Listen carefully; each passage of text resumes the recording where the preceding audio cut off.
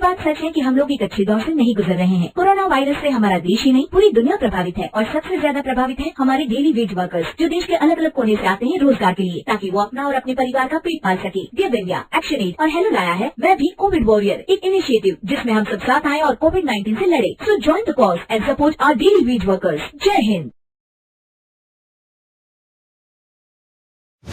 रजनी को बचपन से ही पेंटिंग का बहुत शौक था। वो हमेशा से ही पेंटर बनना चाहती थी, पर उसके माँ और पिताजी ने उसको कभी भी इस चीज के लिए सपोर्ट नहीं किया और उसकी शादी नीरव से हो गई। नीरव रजनी को बहुत प्यार करता था, पर रजनी हमेशा चुपचाप ही रहती। वो इस शादी से खुश नहीं थी। वो ये शादी नहीं करना चाहती थी। उसे तो हमेशा से पेंटर जो बनना था। अपने इस सपने को वो नहीं पूरा कर पाई, इसलिए वो हमेशा उदास रहती थी। रजनी, बहुत ही बढ़िया फिल्म लगी है, कल देखने चले? नहीं जी, कल मुझे बहुत काम है, मैं नहीं जा पाऊंगी। अच्छा तो कोई बात नहीं, संडे को चलते हैं।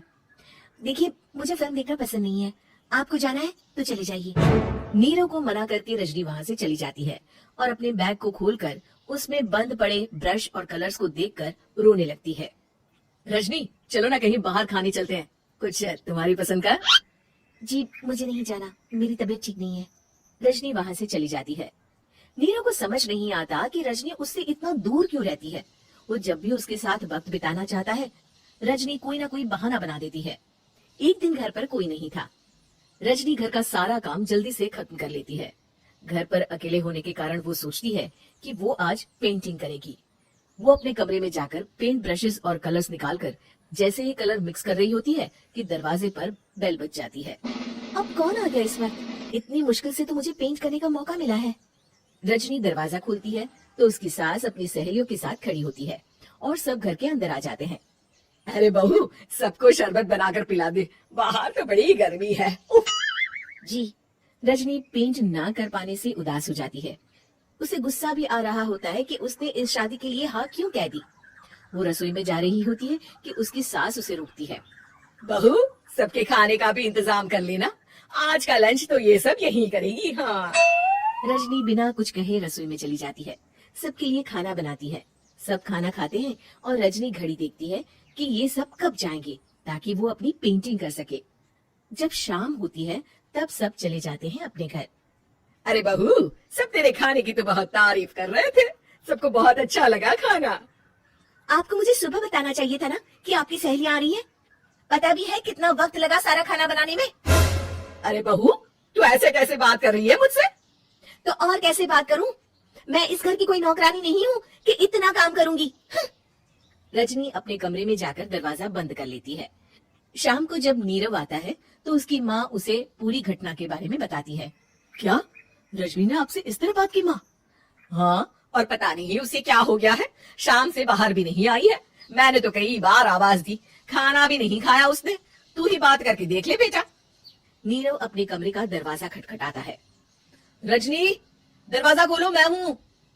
रजनी दरवाजा खोलती है और फिर वापस जाकर अपने बिस्तर पर लेट जाती है। रजनी, माँ से बात करने का ये क्या तरीका है?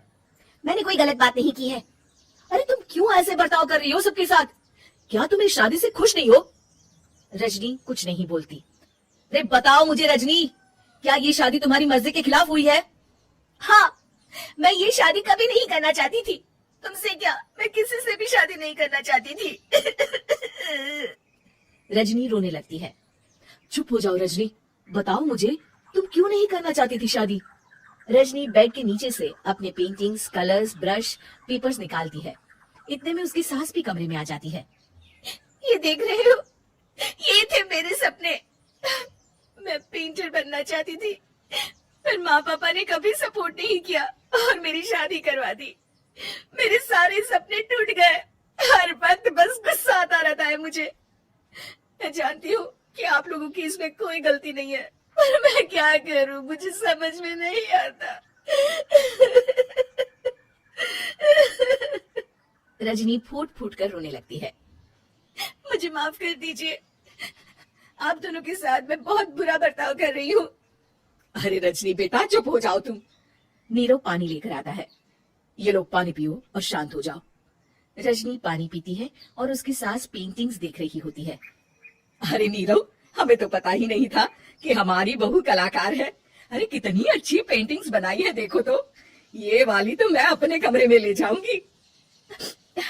आपको ये पेंटिंग्स अच्छी लगी? अच्छी नहीं, बहुत अच्छी लगी।